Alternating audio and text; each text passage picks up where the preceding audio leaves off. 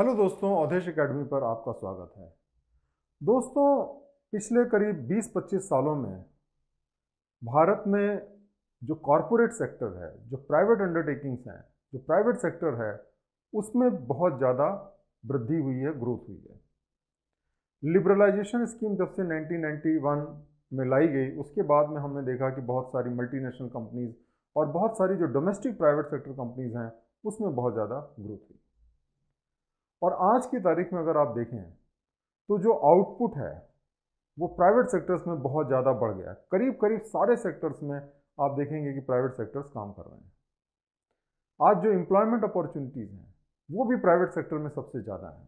अच्छे जॉब्स भी private sectors में बहुत ज़्यादा हैं। और इसकी वजह से क्या हुआ है कि प्राइवेट सेक्टर को रेगुलेट करना बहुत ज़रूरी हो गया है। पिछले कुछ सालों में हमने देखा है कि बहुत सारे स्कैंडल्स हुए, जिसकी वजह से लोगों का जो विश्वास है प्राइवेट सेक्टर में वो डिगा है। जैसे कि सत्यम जो स्कैंडल हुआ, उसमें लोगों के हजारों करोड़ रुपए डूब गए और उसकी वजह से लोगों का विश्वास जो कॉरपोरेट कंपनीज पे था वो काफ़ी हद तक टूट गया। ऐसे बहुत सारे स्कैंडल्स हुए इस देश में। तो ये ज़रूरत समझी गई कि जो कॉरपोरेट्स हैं उनको गवर्न किया जाए, कुछ उसमें ऐसे रूल्स एंड रेगुलेशन लाए जाएं कि जनता को पता रहे कि भाई जिस कंपनी में वो पैसा लगा रहे हैं उस कंपनी का असली स्टेटस क्या है, और वो जो कंपनी है वो सही मापदंडों को फॉलो करे, जिससे कि वो कंपनी सही डायरेक्शन में जाए और फ्रॉड ना करे, या अगर कुछ ऐसा करने की कोशिश करे तो उसको जल्दी से जल्दी पकड़ा जा सके। तो आज हम जिस टॉपिक को डील करने जा रहे हैं उसका टाइटल है प्रिंसिपल ऑफ कॉरपोरेट गवर्नेंस। तो सबसे पहले हम जानते हैं कि कॉरपोरेट गवर्नेंस का मतलब क्या होता है। Corporate governance is the application of best management practices, compliance of law in true letter and spirit, adherence to the ethical standards for effective management and distribution of wealth, and discharge of social responsibility for sustainable development of all stakeholders।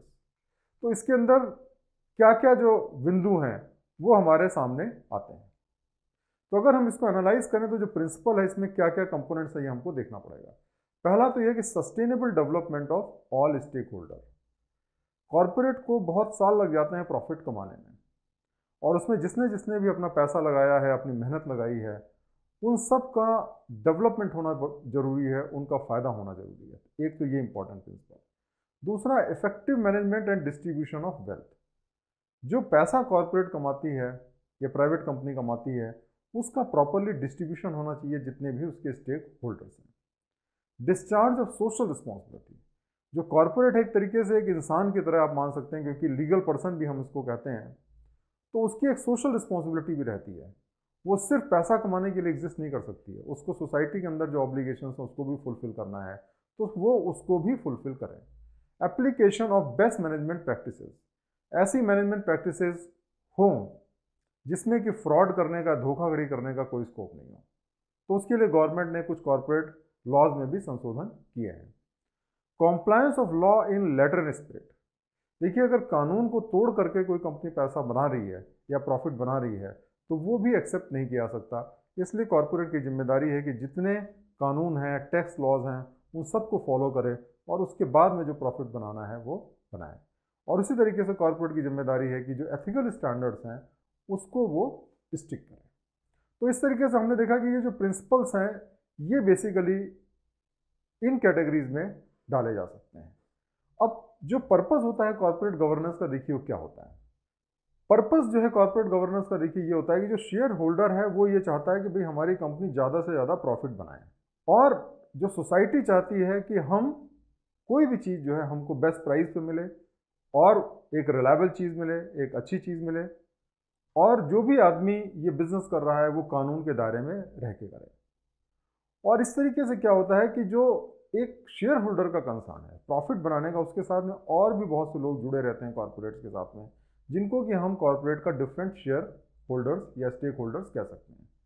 तो corporate जो है वो किसी share holder की company नहीं है, उसमें बहुत सारे लोग स्टेक होल्डर हैं। जैसे कि शेयर होल्डर्स तो हुए ही मैनेजर्स, जो लोग उसमें काम कर रहे हैं, मैनेजमेंट में हैं, वो उसके स्टेक होल्डर्स हैं। बोर्ड ऑफ डायरेक्टर्स, उसके अलावा जो एम्प्लॉयज़ हैं, अगर कॉर्पोरेट बंद हो जाए या कोई प्रॉब्लम हो जाए तो वो एम्प्लॉयज़ की नौकरी पे भी असर करता है। कॉर्पोरेट अच्छा चलती है तो एम्प्लॉयज़ को भी फायदा होता है, तो वो भी स्टेक होल्डर हैं। कस्टमर्स जो कॉर्पोरेट की सर्विसेज इस्तेमाल करते हैं, आप अगर कोई प्रोडक्ट इस्तेमाल कर रहे हैं, उसका बनना बंद हो गया, या कोई सर्विस इस्तेमाल कर रहे हैं, वो उसकी बननी बंद हो गई, सप्लाई बंद हो गई, तो आपके ऊपर भी उसका असर पड़ेगा। क्रेडिटर जो पैसे देते हैं, उनका पैसा डूब जाता है अगर कॉर्पोरेट बंद हो जाता है। सप्लायर जिनका सामान उनके पास जाता है, उनका बिजनेस कम हो सकता है, उनका पैसा डूब सकता है। और उसी तरीके से कम्युनिटी जहाँ पे वो काम करते हैं। तो इस तरीके से एक जो कंपनी है उसको सबके लिए रिस्पॉन्सिबल होना चाहिए, और यही जो है कॉर्पोरेट गवर्नेंस का बेसिक प्रिंसिपल है। तो ये जो कॉर्पोरेट गवर्नेंस है, ये मुख्य तौर से 4 पिलर्स पे या 4 स्तंभों पे खड़ा है।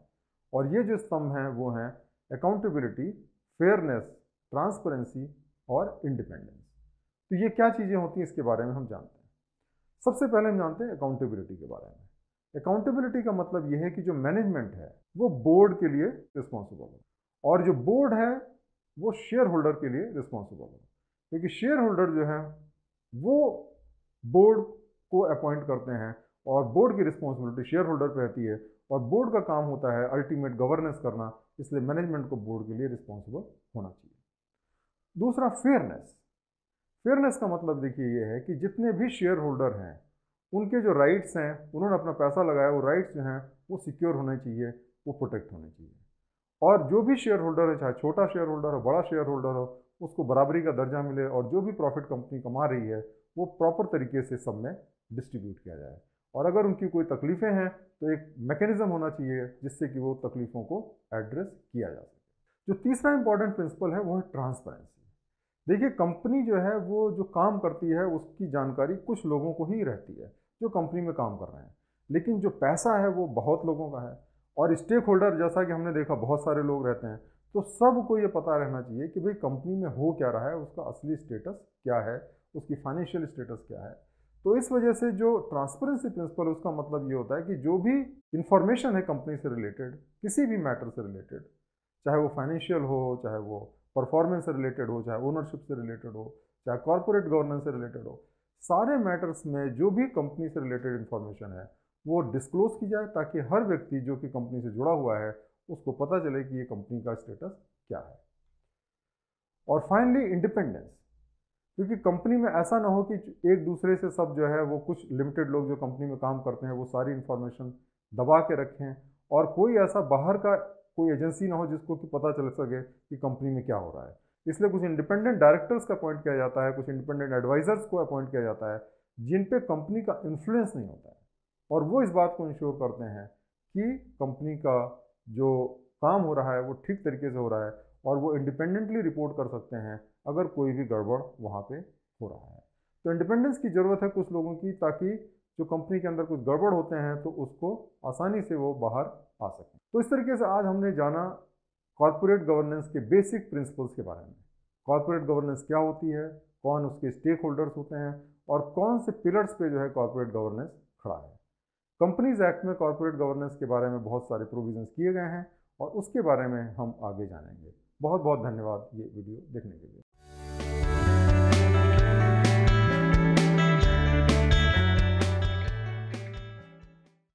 दोस्तों, आज हम जानेंगे कॉर्पोरेट गवर्नेंस के जो प्रोविजंस हैं कंपनीज एक्ट में उनके बारे में। हमने पिछले चैप्टर्स में जाना था कि जो कॉर्पोरेट गवर्नेंस है वो क्या चीज़ होती है, इसकी क्या इंपॉर्टेंस है, और कॉर्पोरेट गवर्नेंस कौन से पिलर्स पे खड़ा है या कौन कौन से उसके इंपॉर्टेंट प्रिंसिपल्स हैं। अब इन प्रिंसिपल को ज़मीनी हकीकत पे लाने के लिए ये जो कंपनीज एक्ट 2013 जो आया उसके अंदर कुछ स्पेसिफिक प्रोविजंस किए गए थे, ताकि जो कॉर्पोरेट गवर्नेंस है उसको सुदृढ़ किया जा सके, मजबूत किया जा सके। तो आज हम उसके बारे में जानेंगे। तो सबसे पहला जो इंपॉर्टेंट प्रोविज़न है वो है नेशनल फाइनेंशियल रिपोर्टिंग अथॉरिटी। ये जो नेशनल फाइनेंशियल रिपोर्टिंग अथॉरिटी है वो क्या करती है कि इसका जो काम क्या है कि ये सबसे पहले तो जो अकाउंटिंग स्टैंडर्ड है उसको वो फॉर्मुलेट करेगी कि कौन से अकाउंटिंग स्टैंडर्ड है जो सबको फॉलो करना पड़े, क्योंकि अलग अलग प्रैक्टिसेस जो है वो अलग अलग कंपनीज में होती हैं। तो वो ये अकाउंटिंग स्टैंडर्ड को फॉर्मुलेट करेगी। उसके बाद में ये इंश्योर करेगी कि जो स्टैंडर्ड्स हैं उसको फॉलो किया जा रहा है, उसको कॉम्प्लाई किया जा रहा है।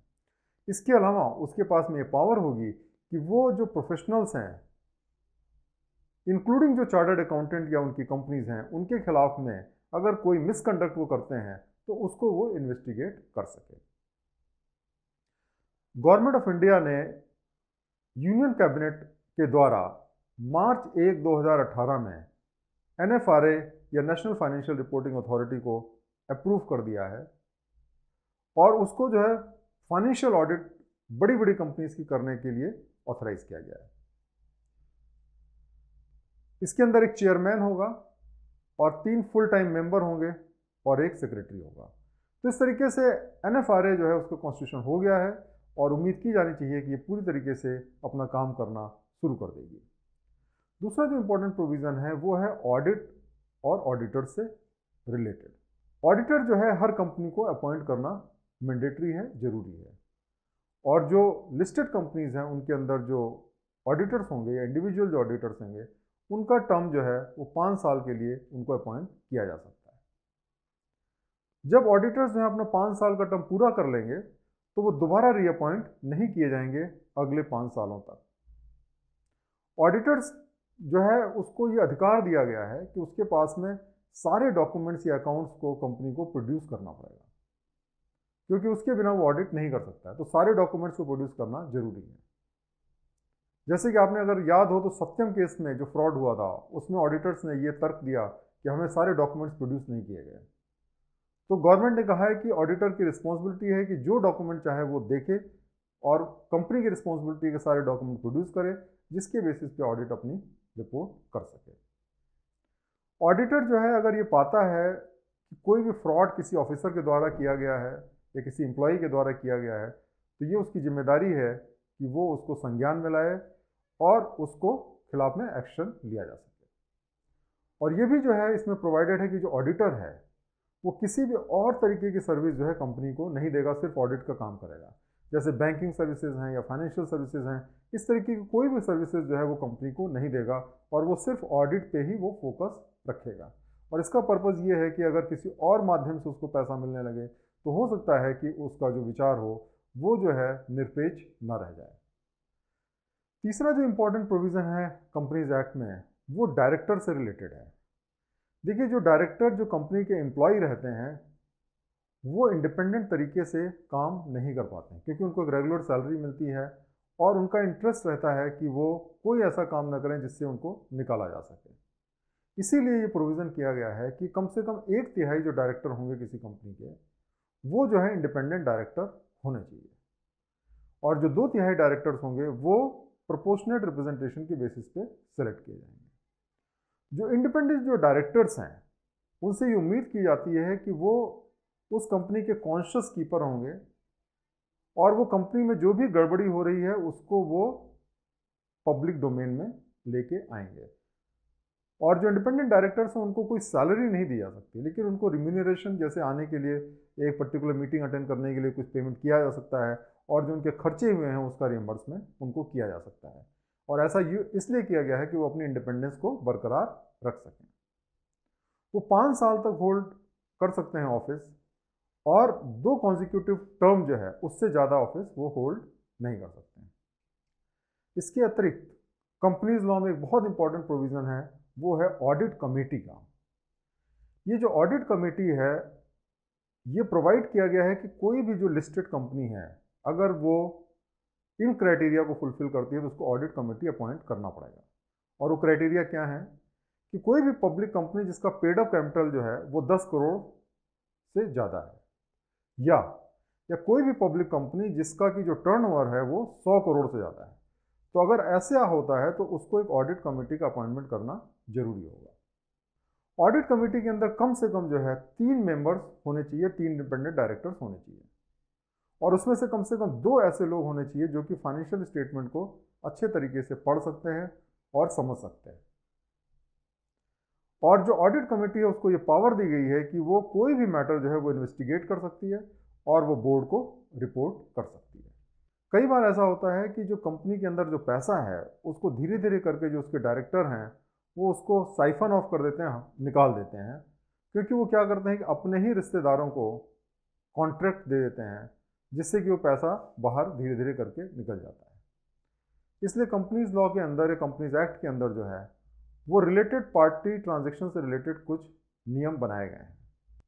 सबसे पहले हम जानते हैं कि रिलेटेड पार्टी ट्रांजैक्शन क्या होता है। रिलेटेड पार्टी ट्रांजैक्शन का जो मतलब ये होता है कि अगर बोर्ड मेंबर या उनके कोई भी फैमिली मेंबर हो उसका किसी भी डिसीजन में या कोई भी कॉन्ट्रैक्ट में अगर डायरेक्ट इंटरेस्ट है तो उसको रिलेटेड पार्टी ट्रांजैक्शन माना जाता है।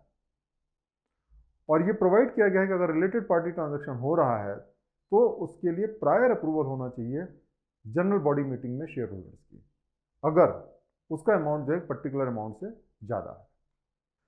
छठी जो बड़ी इंपॉर्टेंट चीज़ है जो कंपनीज एक्ट में डाली गई है वो है क्लास एक्शन। और हम सबसे पहले समझते हैं कि क्लास एक्शन क्या होता है। देखिए नॉर्मल केस में क्या होता है, मान लिया कोई भी किसी भी कंपनी से अगर मान लिया उसको कोई तकलीफ है तो कोर्ट में केस फाइल करता है, तो उसका जो बेनिफिट होता है वो सिर्फ उसी व्यक्ति को मिलता है जो कोर्ट में केस कर रहा है या लिटिगेंट जो होता है। क्लास एक्शन का मतलब ये है कि अगर बहुत सारे ऐसे लोग हैं जो सेम प्रॉब्लम से जूझ रहे हैं या उनको भी सेम प्रॉब्लम है, तो सारे के सारे लोग जो हैं वह उनको उसका बेनिफिट मिलेगा। ये जो होता है क्लास एक्शन होता है। कंपनीज लॉ में प्रोवाइड किया गया है कि क्लास एक्शन जो है कुछ कैटेगरी के लोगों के खिलाफ में किया जा सकता है। जैसे कि जो कंपनी है उसके खिलाफ कर सकते हैं, उसका डायरेक्टर हो जिसने अगर कोई फ्रॉड किया हो या कोई अनलॉफुल एक्टिविटी की हो या कोई ओमिशन किया हो या कोई गलत काम किया हो, तो उसके खिलाफ में एक जो है क्लास एक्शन किया जा सकता है। इसी तरीके से जो ऑडिटर हैं या उनकी कंपनी है उनके खिलाफ में क्लास एक्शन लिया जा सकता है अगर उन्होंने कुछ गलत चीज़ें जो हैं वो प्रोजेक्ट की हैं। और इसी तरीके से अगर कोई एक्सपर्ट है या कोई एडवाइज़र है जिसने कोई गलत इंफॉर्मेशन दी हुई है तो उनके खिलाफ में भी जो है वो क्लास एक्शन लिया जा सकता है। सातवां जो बड़ा इंपॉर्टेंट प्रोविज़न है वो है कॉर्पोरेट सोशल रिस्पॉन्सिबिलिटी के बारे में। ये कॉर्पोरेट सोशल रिस्पॉन्सिबिलिटी का मतलब ये है कि जो कंपनी होती है वो एक सोसाइटी का अभिन्न अंग होती है या इस सोसाइटी का एक हिस्सा होती है, और जो हर एक कंपनी है उसकी जिम्मेदारी है कि वो सोसाइटी की बेहतरी के लिए कुछ ना कुछ कंट्रीब्यूट करें, चाहे वो इकोनॉमिक बेनिफिट हो, चाहे सोशल बेनिफिट हो, चाहे इन्वायरमेंटल बेनिफिट हो, सोसाइटी के बेनिफिट के लिए काम करें। और इसी के लिए गवर्नमेंट ने कुछ कॉर्पोरेट सोशल रिस्पॉन्सिबिलिटी के प्रोविज़न इसमें डाले हुए हैं, जिससे कि जो कंपनीज हैं वो देश के डेवलपमेंट में एक महत्वपूर्ण रोल प्ले कर सकें। ये एक बहुत इंपॉर्टेंट टॉपिक है और इसके लिए हम आपको एक अलग से लेसन जो है ये प्रेजेंट करेंगे कॉर्पोरेट सोशल रिस्पॉन्सिबिलिटी से रिलेटेड। तो दोस्तों इस तरीके से आज हमने जाना कि जो कंपनीज एक्ट है उसके अंदर कॉर्पोरेट जो गवर्नेंस है उससे रिलेटेड क्या क्या प्रोविजंस जो हैं डाले गए हैं और कौन कौन से इंपॉर्टेंट प्रोविजंस हैं जो गवर्नमेंट ने इसमें इनकॉर्पोरेट किए हैं, ताकि जो हमारी कंपनीज हों वो अच्छे तरीके से गवर्न हो सकें, एक प्रोफेशनल तरीके से गवर्न हो सकें, देश के लोगों का उस पर विश्वास बढ़ सके ताकि देश के लोग उसमें इन्वेस्ट कर सकें और इस देश का विकास हो सके। बहुत बहुत धन्यवाद ये वीडियो लेक्चर देखने के लिए। Thank you very much.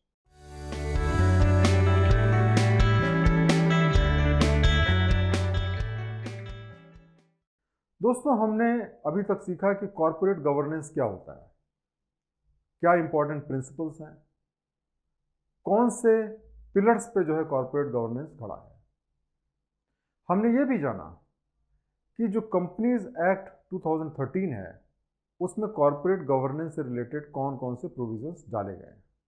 हमने ये भी जाना कि कॉर्पोरेट सोशल रिस्पॉन्सिबिलिटी का एक बहुत ही इंपॉर्टेंट प्रोविज़न जो है वो कंपनीज एक्ट में डाला गया है, जिसके तहत जो बड़ी बड़ी कंपनीज हैं उनको सोसाइटी के वेलफेयर के लिए, उनके डेवलपमेंट के लिए भी कुछ काम करने की बाध्यता की गई है। दोस्तों कॉर्पोरेट सोशल रिस्पॉन्सिबिलिटी बहुत ही इंपॉर्टेंट प्रोविज़न है और मैंने देखा है कि पिछले कई सालों में इससे रिलेटेड कई सारे क्वेश्चन जो है वो सिविल सर्विसेज में आए हैं।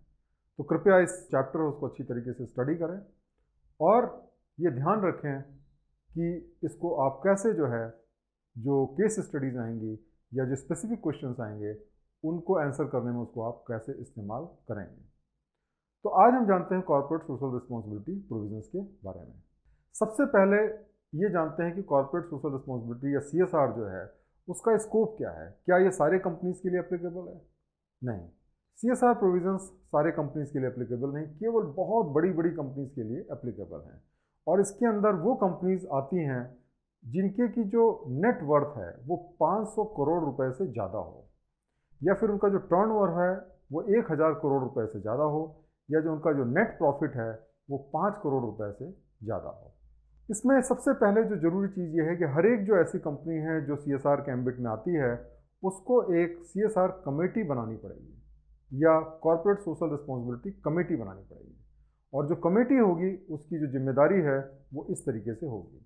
ये जो कंपनी है वो फॉर्मुलेट करेगी या रिकमेंड करेगी बोर्ड को कॉर्पोरेट सोशल रिस्पॉन्सिबिलिटी पॉलिसी, और उस पॉलिसी में ये लिखा होगा कि ये जो कंपनी है वो कौन कौन सी एक्टिविटीज़ हैं जो कि शेड्यूल 7, जो कि हम आगे उसको जानेंगे, उसमें स्पेसिफाइड है जिसको कि वो करने वाली है।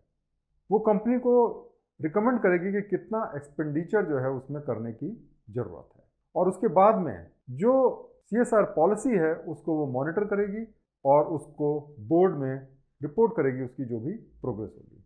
जो CSR पॉलिसी है उसकी जो रिस्पॉन्सिबिलिटी है वो बोर्ड के ऊपर दी गई है, क्योंकि बोर्ड जो है वो अल्टीमेट डिसीजन मेकिंग अथॉरिटी होता है किसी भी कंपनी के अंदर। तो बोर्ड की क्या क्या जिम्मेदारियां हैं उसको हम जानते हैं।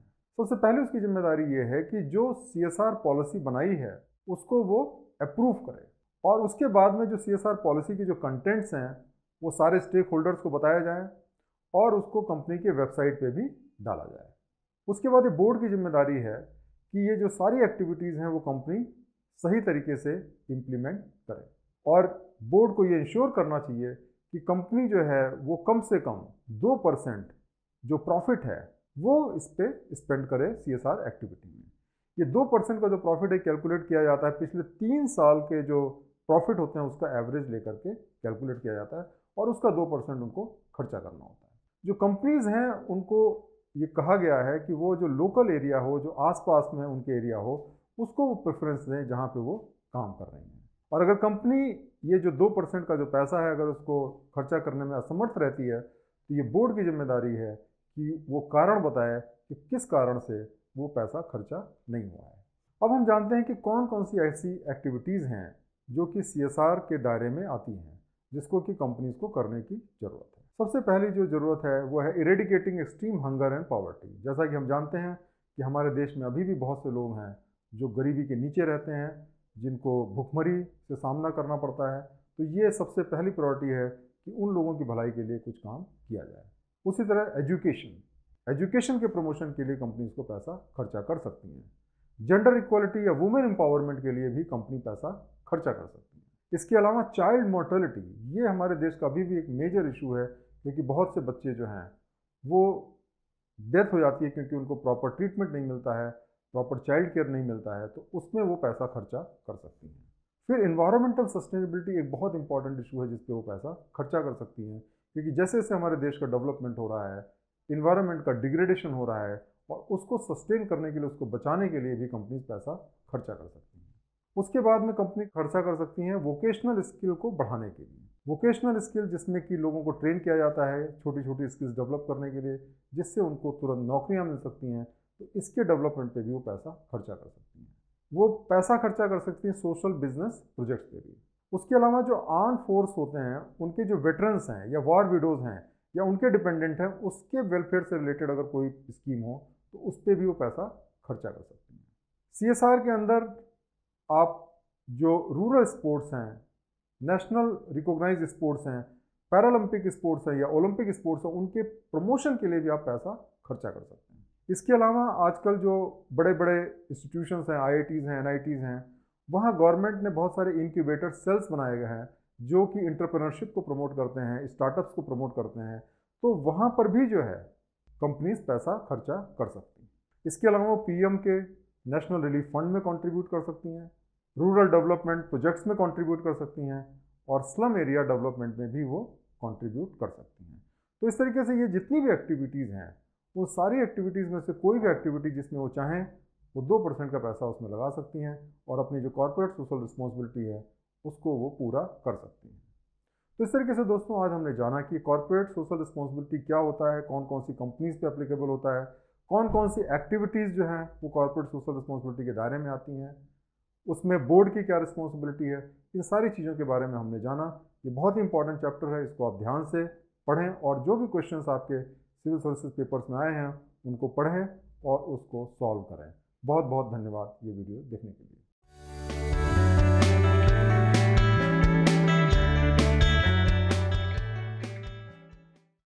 दोस्तों आज हम डिस्कस करेंगे जो कंपनीज एक्ट में और CSR जो प्रोविजंस हैं, कॉर्पोरेट सोशल रिस्पॉन्सिबिलिटी के प्रोविजंस हैं, उसमें जो अपडेट्स में हैं उसके बारे में चर्चा करेंगे।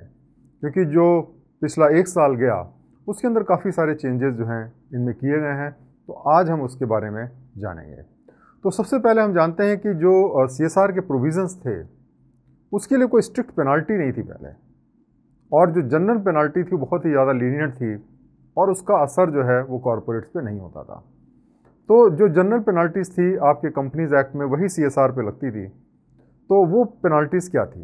तो अगर आप कोई भी रूल्स को वायलेट करते हैं या बार बार कोई ऑफेंस करते हैं तो ये पेनाल्टीज़ पहले थी। सेक्शन 450 450 उसके तहत आपके ऊपर 10,000 रुपये तक की पेनाल्टी लगाई जा सकती थी, और अगर उसके बाद में भी आपकी गलती कंटिन्यू रहती है तो आपके ऊपर 1,000 रुपये पर डे के हिसाब से एडिशनल पेनाल्टी भी लगाई जा सकती थी। इसके अतिरिक्त सेक्शन 451 था जिसके अंदर ये प्रोवाइडेड था कि अगर आप सेम ऑफेंस को दूसरी बार या उसके बाद में रिपीट करते हैं 3 साल के अंदर तो जो पेनल्टी होगी वो डबल हो जाएगी, और अगर उसके साथ में कोई इम्प्रिजनमेंट है तो वो भी आपको होगा, मतलब अगर जेल जाना है तो वो भी आपके साथ में होगा। तो ये जो प्रोविजंस थे आप देख सकते हैं कि ये बहुत ज़्यादा डिटरेंट प्रोविजंस नहीं थे, क्योंकि 10,000 रुपये की पेनल्टी कोई ऐसी बहुत बड़ी पेनल्टी नहीं है और लोग जो है उसको बियर करने को तैयार थे, और इसका रिजल्ट ये था कि लोग CSR के पैसे को खर्चा नहीं कर रहे थे, जो भी 2% उनको खर्चा करना था। तो उसके लिए गवर्नमेंट अमेंडमेंट लाई जिसके बारे में हम शीघ्र ही चर्चा करेंगे। लेकिन इसके पहले हम बात करते हैं PM केयर्स फंड की। जैसा कि आपको मालूम है कि आजकल जो कोविड-19 का जो हमारे यहाँ पे पैंडेमिक चल रहा है उसके चक्कर में गवर्नमेंट को बहुत ज़्यादा फंड की ज़रूरत है, और उसके लिए गवर्नमेंट ने इस तरीके की जो सिचुएशन होती है, इमरजेंसी या डिस्ट्रेस सिचुएशंस हैं, उसके लिए PM केयर फंड जो है उसको सेटअप किया गया है। PM केयर्स का जो पूरा नाम है वो है prime minister citizens assistance and relief in emergency situations fund, यानी PM केयर्स फंड। और जो भी आप डोनेशन देंगे PM केयर्स फंड में उसको भी जो है CSR के अंदर जो एक्सपेंडिचर है उसमें काउंट किया जाएगा। तो ये बहुत इंपॉर्टेंट प्रोविज़न है जो आपको पता होना चाहिए। अब हम चलिए आगे बढ़ते हैं और ये जो अमेंडमेंट जो है कंपनीज एक्ट में लाया गया 2019 में उसके बारे में चर्चा करते हैं। तो ये जो बिल है ये 2019 में पास किया गया पार्लियामेंट के द्वारा। ये जो बिल है उसके अंदर ये इंश्योर किया गया है कि जो कॉरपोरेट गवर्नेंस के नॉर्म है जिसमें CSR भी शामिल है उस जो प्रोविजंस को अच्छी तरीके से इन्फोर्स किया जाए और कंपनीज को अकाउंटेबल उसके लिए बनाया जाए। अब हम सबसे पहले बात करेंगे कि जो कॉरपोरेट सोशल रिस्पॉन्सिबिलिटी से रिलेटेड क्या क्या अमेंडमेंट लाए गए हैं। देखिए, पहले अगर कोई कंपनी जो है वो कॉरपोरेट का जो पैसा है जो CSR में खर्चा करना है अगर उसको खर्चा नहीं करती थी तो सिर्फ उसको ये करना था कि अपनी जो वेबसाइट है या जो उसकी अपनी एनुअल जनरल रिपोर्ट है उसके अंदर वो जो है डिक्लेयर करेगी कि क्यों वो खर्चा नहीं कर पाई। उससे ज़्यादा बहुत स्ट्रिक्ट प्रोविजंस नहीं थे। लेकिन अब अगर आप नहीं खर्चा कर पाएंगे तो जो नए प्रोविजंस हैं उसके तहत आपको ये जो पैसा है वो सेक्शन 7 में जो फंड्स बनाए गए हैं जैसे कि PM रिलीफ फंड है उसको आपको 6 महीने के अंदर जो फाइनेंशियल ईयर ख़त्म होता है तो आपको ट्रांसफ़र करना पड़ेगा। लेकिन अगर मान लिया आपने कोई CSR फंड ऑलरेडी कमिट कर दिया है किसी ऑनगोइंग प्रोजेक्ट के लिए तो उस साल में अगर खर्चा नहीं कर पाए तो आपको उसको ट्रांसफ़र करना पड़ेगा। एक अनस्पेंड CSR अकाउंट आप बनाएंगे और 30 दिन के अंदर जो आपका जो फाइनेंशियल ईयर ख़त्म होता है वहाँ पे आप ट्रांसफ़र कर देंगे। तो इसका मतलब ये हुआ कि आप जो है उस पैसे को यूज़ नहीं कर पाएंगे किसी और पर्पज़ से, और जो भी आप पैसा वहाँ पे ट्रांसफ़र करेंगे जो CSR अकाउंट में अनस्पेंड CSR अकाउंट में उसको आपको 3 साल के अंदर खर्चा करना पड़ेगा।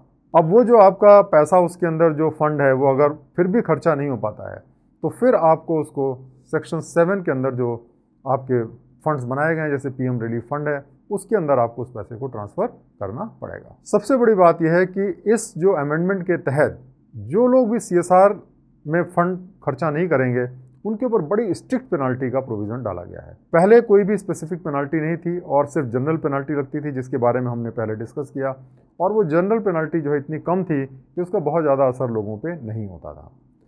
अब जो है वो बेसिकली एक स्ट्रिक्ट पेनाल्टी का रेजिम गवर्नमेंट ने प्रपोज किया। इसके तहत अगर आप कोई वायलेशन करते हैं तो आपके ऊपर पेनाल्टी 50,000 से लेकर के 25 लाख तक की पेनाल्टी लगाई जा सकती है हर डिफ़ॉल्ट के लिए, और जो भी ऑफिसर उसके ऊपर भी पेनाल्टी लगाई जाएगी और उसको 3 साल तक की जेल भी हो सकती है, और जो फाइन का अमाउंट है वो 50,000 से लेकर के 25 लाख तक, और आपको जेल और फाइन दोनों भी देना पड़ सकता है। तो इस तरीके से ये जो CSR के प्रोविजंस हैं बड़े स्ट्रिक्ट कर दिए गए, और यहाँ तक कि अगर आप नहीं खर्चा करते हैं तो जेल भी आपको जाना पड़ सकता है, और बहुत स्ट्रिक्ट इसमें पेनाल्टीज़ लगा दी गई। तो ये एक बहुत इंपॉर्टेंट चेंज था। दूसरा जो चेंज गवर्नमेंट ने किया वो ऑडिटर्स को डीबार करने में जो प्रोविजंस है उसको एक्सपेंड किया गया। पहले जो है जो नेशनल फाइनेंशियल रिपोर्टिंग अथॉरिटी थी वो किसी भी मेंबर को या फर्म को, या जो कि एक चार्टर्ड अकाउंटेंट की प्रैक्टिस कर रहा है, उसको 6 महीने से 10 साल के लिए उसको अगर बार कर सकती थी, अगर उसका मिसकंडक्ट जो है प्रूफ हो जाता है। जो अमेंडमेंट बिल है उसके अंदर जो पनिशमेंट है उसका रेंज बढ़ा दिया गया है, तो उसको हम एज अ सीए तो डिबार कर ही सकते हैं, बट वो जो है internal auditor of the company भी काम नहीं कर सकता है, और किसी भी तरीके से वो कंपनी के वैल्यूएशन में भी वो काम नहीं कर सकता है। तो एज अ ऑडिटर भी काम नहीं करेगा, internal auditor of the company काम नहीं करेगा, और जो है वो कोई भी कंपनी के वैल्यूएशन का भी काम नहीं कर सकता 6 महीने से 10 साल के बीच में। तो इस तरीके से इसका जो रेंज है वो बढ़ा दिया गया है। अब हम बात करते हैं जो अमेंडमेंट है उसके लेटेस्ट अपडेट क्या है। मार्च 2020 में गवर्नमेंट ने 72 अमेंडमेंट जो है कंपनी एक्ट में प्रपोज किए। इसके तहत जो इम्प्रिजनमेंट का जो एंगल था कि जेल भेजा जा सकता था, उसको हटा दिया गया है, और जो आपके ऊपर जो पेनल्टी है वो बेसिकली जो है पेनल्टी कम आपके ऊपर लगाई जाएगी। इसके अंदर ये भी एक प्रोविज़न डाला गया है कि अगर जो है आपका जो स्पेंडिंग है 50 लाख से कम है, तो आपको कॉर्पोरेट सोशल रिस्पॉन्सिबिलिटी जो कमेटी आपको बनानी पड़ती थी उसको बनाने की ज़रूरत नहीं है। इसके तहत एक और बड़ी इंपॉर्टेंट चीज़ डाली गई कि अगर मान लिया आप 2% से ज़्यादा किसी साल में खर्चा कर देते हैं, 3%, 4%, 5%, तो जो एक्सेस आपने खर्चा किया उसको पहले उसी साल के खर्चे में काउंट किया जाता था, उसको 2% माना जाता था। अब ऐसा नहीं होगा, जितना आपने एक्सेस खर्चा किया गया है उसको आप आगे आने वाले सालों में एडजस्ट कर सकते हैं। तो इस तरीके से ये एक एक्स्ट्रा प्रोविज़न डाला गया ताकि आपको ऐसा नहीं कि आप 2% खर्चा करें, आप ज़्यादा खर्चा कर दीजिए, बाकी पैसा आप अगले साल में एडजस्ट कर लीजिएगा। इसके अंदर ये भी प्रोविज़न डाला गया है कि अगर आपकी कंपनी ठीक से प्रॉफिट नहीं बना रही है, तो आप इंडिपेंडेंट जो डायरेक्टर्स हैं उनको जो है आप पैसा भी दे सकते हैं, सैलरी दे सकते हैं, जैसे आप एग्जीक्यूटिव डायरेक्टर को देते थे। क्योंकि उस सिचुएशन में कई बार क्या होगा कि इंडिपेंडेंट डायरेक्टर जो है आने को तैयार नहीं होते हैं, तो ये प्रोविज़न इसके अंदर डाला गया है। तो जैसा कि हमने डिस्कस किया कि जब ये इम्प्रिजनमेंट का प्रोविज़न डाला गया तो बहुत ज़्यादा जो है रेजिस्टेंस हुआ कॉरपोरेट के द्वारा, तो इसलिए गवर्नमेंट ने क्या किया कि एक हाई पावर्ड कमेटी बनाई गई, और ये जो हाई पावर्ड कमेटी थी उसका हेड जो थे वो कॉर्पोरेट अफेयर के सेक्रेटरी थे इंची श्रीनिवास, और उनसे कहा गया कि जो भी कंपनीज की ग्रीवेंसेज है उसको वो देखें और प्रपोज करें कि क्या करना चाहिए। गवर्नमेंट ने ये प्रॉमिस किया कि वो जो CSR प्रोविज़न से जो नए लॉज हैं उसको वो जो है एक्टिवेट नहीं करेगी, उसको उसके लिए रूल्स नहीं लाएगी, और इससे क्या होगा कि वो जो है वो लॉ ग्राउंड लेवल पे एक्टिवेट नहीं हो पाएंगे। और इसीलिए गवर्नमेंट ने प्रॉमिस किया कि हम कोई भी फॉलो अप रूल्स नहीं लाएंगे जब तक ये मैटर जो है हम सॉर्ट आउट नहीं कर सकते हैं। तो ये जो हाई पावर्ड कमेटी है इसने कुछ रिकमेंडेशंस दिए, और वो रिकमेंडेशंस बहुत इंपॉर्टेंट हैं, उसके बारे में हम जानते हैं। तो पहली बात इसमें ये कही गई कि जो CSR वायलेशंस हैं उसको एक सिविल ऑफेंस ट्रीट किया जाए, मतलब कि क्रिमिनल ऑफेंस ना ट्रीट किया जाए, जेल ना भेजा जाए, और उसके अंदर केवल मॉनेटरी पेनल्टी लगाई जाए, जेल टर्म ना हो। दूसरा प्रोविज़न ये था कि अगर आप CSR में पैसा खर्चा करते हैं तो आपको टैक्स डिडक्शन मिलना चाहिए, क्योंकि अल्टीमेटली आप सोसाइटी के वेलफेयर के लिए खर्चा करते हैं। और उसी तरीके से कंपनीज जो हैं जो अनस्पेंड अमाउंट है, जो पैसा नहीं खर्चा किया, उसको 3 से 5 साल तक के लिए उसको कैरी फॉरवर्ड कर सकती हैं। कमेटी ने ये भी कहा कि जो अप्रोच हमारा है कि कंपनीज जो हैं वो सोशल वेलफेयर पे खर्चा ही करें, वो एक रिसोर्स गैप के तरीके से ना लिया जाए कि सरकार के पास में पैसे की कमी है इसलिए कंपनी को जो है उसमें खर्चा ही करना पड़ेगा, उसकी एक ऑब्लिगेशन होगी टैक्स की तरफ। तो इस तरीके से इसको ना ट्रीट किया जाए, बल्कि उन्होंने ये कहा कि जो कंपनी जो खर्चा करना चाहती है, जो भी CSR स्पेंडिंग है, उसको एक ब्रॉड बनाया जाए, ब्रॉड प्रोसेस बनाया जाए, ताकि कंपनी जो है अपने मन से जिस तरीके से चाहे खर्चा करे, और उसको जो है वो इनोवेटिव टेक्नोलॉजी बेस्ड सोल्यूशन जो है सोशल प्रॉब्लम को प्रोवाइड करे। जैसे कि बहुत सारी चीज़ें हैं कि टेक्नोलॉजी के माध्यम से हम सोशल प्रॉब्लम्स को सॉल्व कर सकते हैं, जैसे ऑनलाइन लर्निंग है, ऑनलाइन टीचिंग है। इस तरीके से जो सोसाइटी की प्रॉब्लम्स हैं उनको सॉल्व करने का उसको पूरा हैंडल मिलना चाहिए, और वो सारे के सारे एक्सपेंडिचर जो है इसके अंदर काउंट होने चाहिए, उसको लिमिट नहीं करना चाहिए। एक रिकमेंडेशन इसका ये भी था कि CSR एक्टिविटीज़ को जो है सस्टेनेबल डेवलपमेंट गोल के साथ में अलाइन किया जाए, और इसके अंदर ये भी रिकमेंडेशन दिया गया कि इसके अंदर बहुत सारी एक्टिविटीज़ जोड़ने की ज़रूरत है, जैसे स्पोर्ट्स का प्रमोशन, और जो बुज़ुर्ग लोग होते हैं, सीनियर सिटीजन्स होते हैं, उनके वेलफेयर से रिलेटेड स्कीम, या जो लोग भी फिजिकली हैंडीकैप होते हैं या अलग तरीके से डिफरेंटली एबल्ड होते हैं, उनका अगर कोई वेलफेयर करता है उसको भी काउंट होना चाहिए। और उसी तरीके से डिज़ास्टर मैनेजमेंट और हेरिटेज प्रोटेक्शन जो है वो भी इसके अंदर शामिल करने की ज़रूरत है। तो इस तरीके से हाई पावर्ड कमेटी ने CSR पे ये रिकमेंडेशन दी हैं।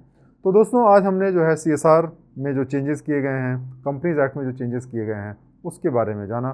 मुझे उम्मीद है कि इससे आपको अपनी नॉलेज को अपडेट करने में मदद मिलेगी। बहुत बहुत धन्यवाद।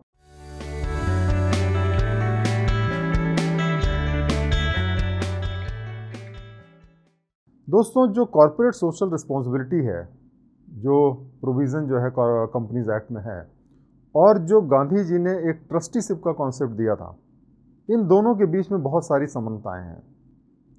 और इसलिए ये जो लिंकिंग है, ये जो दोनों के बीच में जो सामंजस्य है, इसको बैठाने का प्रयत्न किया जा रहा है ताकि लोगों को ये जो कॉर्पोरेट सोशल रिस्पॉन्सिबिलिटी है ये एक बर्डन ना लगे, बल्कि उनको एक तरीके से गर्व महसूस हो कि वो जो है सोसाइटी के लिए कुछ कर रहे हैं।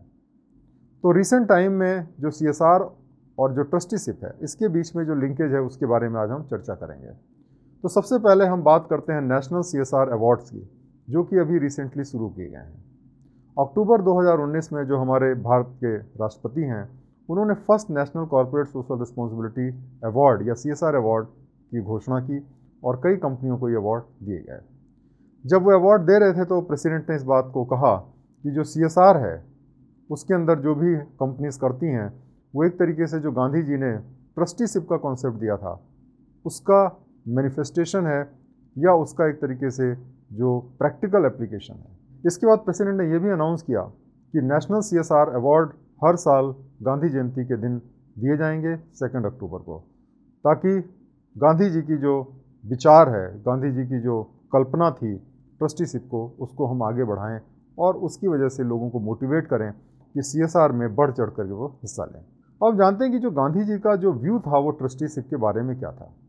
देखिए, गांधी जी कैपिटलिज्म जो फिलॉसफी है उसके खिलाफ थे, जहाँ पे हर चीज़ सिर्फ मार्केट से डिसाइड होती है, डिमांड एंड सप्लाई पे।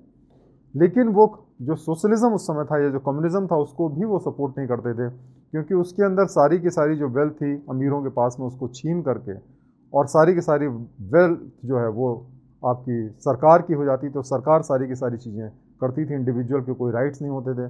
तो ये दोनों चीज़ों को वो सपोर्ट नहीं करते थे। तो कैसे सोसाइटी चलाई जाए, उसके लिए उन्होंने ट्रस्टीशिप का कॉन्सेप्ट दिया। अब ट्रस्टीशिप के कॉन्सेप्ट के बारे में जो उनकी धारणा है वो इस प्रकार से है। गांधी जी ने कहा कि अगर मान लें कि आपके पास में एक अच्छा खासा आपके पास में पैसा है, चाहे आपने उसको अपने पिता से प्राप्त किया है, अपने पूर्वजों से प्राप्त किया है, या आपने बिजनेस करके उसको कमाया है, लेकिन आपको ये जानना चाहिए कि सारा का सारा जो पैसा है वो आपका नहीं है। कुछ पैसा आपका है, उतना ही जिससे कि आप एक रिस्पेक्टेबल ज़िंदगी जी सकें, ऑनरेबल लाइवलीहुड पा सकें, और बाकी जो पैसा है वो करोड़ों और लोगों का पैसा है। इस तरीके से जो आपकी ज़रूरतों से ज़्यादा जो पैसा है वो कम्युनिटी का पैसा है, सोसाइटी का पैसा है, और उसको सोसाइटी के वेलफेयर में या उसकी भलाई में ही इस्तेमाल करना चाहिए। उसके बाद में गांधी जी ने कहा कि जो अमीर आदमी है उसके पास जो भी वेल्थ है उसको ये करना चाहिए कि उसको अपनी ज़रूरतों के लिए उसको इस्तेमाल करना चाहिए, और जब ज़रूरतें उसकी रीज़नेबल लेवल पे सेटिस्फाई हो जाएं तो उसके बाद में जो भी उसके पास में पैसा है उसको दूसरों के लिए, सोसाइटी की बेहतरी के लिए खर्चा करना चाहिए। तो इस तरीके से गांधी जी ने कहा कि हम अपने को पैसे का मालिक ना समझें जो हमारे पास में है, बल्कि हम ये समझें कि हम उसके ट्रस्टी हैं, और जिस तरह एक ट्रस्टी का कर्तव्य होता है कि जितने भी मेंबर्स हों उन सब की बेहतरी के लिए वो काम करे, उसी तरीके से जो अमीर आदमी है उसका ये दायित्व बनता है कि उसके पास जो भी पैसा है वो अपनी ज़रूरतों को इस्तेमाल करने के बाद में सोसाइटी की बेहतरी के लिए काम करें। अब ये गांधी जी का देखिए जो कॉन्सेप्ट है वो कहाँ से आया।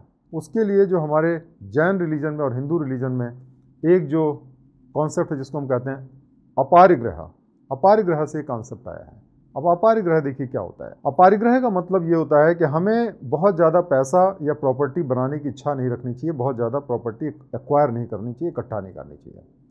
अगर हमारे पास में बिजनेस या किसी और माध्यम से बहुत सारी पैसे आ जाते हैं तो हमें जो है अपनी नीड्स को सेटिस्फाई करने के बाद में दूसरों की ज़रूरतों के बारे में सोचना चाहिए। और अगर हम ये फ़िलॉसफी जो अपराग्रह की है उसको अपनाते हैं तो हमें एक अलग तरीके से सोचने की ज़रूरत है। जैसे कि एक आम बिजनेसमैन ऐसी चीज़ों को प्रोड्यूस करता है जिसमें उसको मैक्सिमम प्रॉफिट हो, लेकिन जब एक अपराग्रही जो बिजनेसमैन है वो कोई काम करता है तो वो ये नहीं देखता कि किस चीज़ में उसको मैक्सिमम प्रॉफिट है, बल्कि वो ये देखता है कि किस तरीके से जो सोसाइटी की जो प्रॉब्लम्स है उसको हम टैकल कर सकते हैं, किस तरीके से हम ऐसी चीज़ें बनाएं जिसकी कि सोसाइटी को ज़रूरत है, और इस तरीके से उसका जो एक नज़रिया होता है वो बिल्कुल अलग होता है। तो इस तरीके से जो ट्रस्टीशिप है उसके 4 कैरेक्टरिस्टिक्स हैं, वो हमें समझने की ज़रूरत है। पहला कैरेक्टरिस्टिक इसका ये है कि जो ट्रस्टीशिप है वो अहिंसा पे बेस्ड है। इसके अंदर जो है जिसके पास में पैसा है वो अपनी मर्जी से खर्चा करता है दूसरों के लिए, उसको कोई फोर्स नहीं किया जाता है, वो अपनी मर्जी से खर्चा करता है। क्योंकि जब हम दूसरों को मदद करते हैं तो उससे हमें अपने में भी खुशी मिलती है, और इसी वजह से हम दूसरों पर पैसा खर्चा करते हैं। दूसरी बात यह कि ट्रस्टीशिप के अंदर पैसा कमाना जो है वो बिल्कुल अलाउड है। आप बिजनेस करिए और पैसा कमाइए, इसके लिए कोई उसमें बंधन नहीं है। लेकिन जो है बहुत ज़्यादा पैसा ना कमाइए और सारा पैसा अपने पास ना रखिए, बल्कि उसको आप डिस्ट्रीब्यूट करें वर्कर्स में, मैनेजर्स में, सोसाइटी में। तो इस तरीके से जो भी वर्कर्स हैं उनको आप एक्सप्लॉइट ना करें और उनको बिजनेस का एक पार्टनर की तरह ट्रीट करें, ताकि जो भी पैसा आप कमाएं उनका शेयर जो है उनको भी मिलता रहे। ट्रस्टीशिप जो है वो नेचर या जो प्रकृति है उसके साथ में भी उसका जो तालमेल है वो बना करके रखने की ज़रूरत है। ट्रस्टीशिप जो है सस्टेनेबल डेवलपमेंट की बात करता है। इसका मतलब कि हम ऐसा ना सोचें कि सिर्फ आज हम प्रॉफिट बना लें, चाहे इन्वायरमेंट उससे नुकसान हो या कुछ भी हो। इसके अंदर हमें ये ध्यान रखना पड़ेगा कि पहली बात, जो हम कोई भी सामान प्रोड्यूस करते हैं या सर्विस सप्लाई करते हैं तो वो इस बात पे डिपेंड करना चाहिए कि सोसाइटी की ज़रूरत क्या है, ना कि इस बात पे कि हम अपना प्रॉफिट कैसे ज़्यादा से ज़्यादा करें। और उसके अलावा हमें ये भी ध्यान रखना चाहिए कि जो भी हम काम कर रहे हैं उसका इन्वायरमेंट पे क्या असर पड़ रहा है, क्योंकि अगर इन्वायरमेंट को डैमेज करके हमने पैसा कमाया तो ये सही नहीं माना जा सकता। तो इसके लिए जो है कार्बन ट्रेडिंग जैसे हम करते हैं, जिससे कि हम इन्वायरमेंट को प्रोटेक्ट करने की कोशिश करते हैं, या जो हम टेक्नोलॉजी लगाते हैं जिससे कि इन्वायरमेंट का डैमेज मिनिमम हो, वो सारी चीज़ करने की ज़रूरत है। एक इम्पॉर्टेंट जो कैरेक्टरिस्टिक है वो है कि कंजम्पशन जो है, जो हम अपने ऊपर खर्चा करते हैं, उसमें ट्रस्टीशिप का क्या रोल होता है। जो भी अपराग्रही होता है, देखिए, वो अपने पर्सनल कंजम्पशन को कम करता है, कम से कम करता है, और उसकी जो ज़रूरतें होती हैं वो कम होती हैं, जो कि बहुत जल्दी वो अपनी ज़रूरतों को पूरा कर लेता है। और उसके बाद जितना भी उसके पास पैसा होता है वो सोसाइटी के वेलफेयर के लिए खर्चा करता है। तो ये एक बहुत इंपॉर्टेंट चीज़ है, क्योंकि सोसाइटी के लिए बहुत सारा पैसा अवेलेबल रहता है और सोसाइटी का डेवलपमेंट तेज़ी से होता है। तो इस तरीके से जो CSR एक्टिविटी है उसको हम एक ट्रस्टीशिप मान सकते हैं, कि जो CSR जो एक्टिविटी करते हैं कॉर्पोरेट, वो एक तरीके से ट्रस्टी हैं। तो इस तरीके से अगर सब लोग, कॉर्पोरेट्स के लोग जो हैं, ये ट्रस्टीशिप के प्रिंसिपल को फॉलो करें तो जो सोसाइटी है उस पर एक बहुत ही पॉजिटिव इम्पैक्ट होगा। लोग जो हैं जब अपनी ज़रूरतें कम कर देंगे और ज़्यादा पैसा जो है वो सिटीजन्स के ऊपर खर्चा करेंगे, तो सोसाइटी के अंदर बहुत सारे अच्छे काम होंगे और इस तरीके से हम एक बराबरी की सोसाइटी बना सकते हैं। इस तरीके से जो CSR है वो महात्मा गांधी का जो विज़न है उसकी परिकल्पना को पूरा करने का एक प्रयत्न है, और इसके अंदर सभी इंडस्ट्रीज़ को एक अपॉर्चुनिटी दी गई है कि वो नेशन बिल्डिंग में, देश की बेहतरी के लिए, देश को बनाने के लिए अपना योगदान करें, और जो भी वो प्रॉफिट कमाते हैं उसका एक छोटा सा जो पोर्शन है वो सोसाइटी के वेलफेयर के लिए करें, ताकि वो अपनी सोशल रिस्पॉन्सिबिलिटी को पूरा करें और देश को जो है आगे ले जाएं। तो इस तरीके से दोस्तों, आज के समय में जो CSR और ट्रस्टीशिप है उनके बीच का जो रिलेशनशिप है वो बहुत इंपॉर्टेंट है और हम सबको जानना चाहिए, और मुझे उम्मीद है कि इस लेक्चर से आपको ये जानने में मदद मिली होगी। बहुत बहुत धन्यवाद।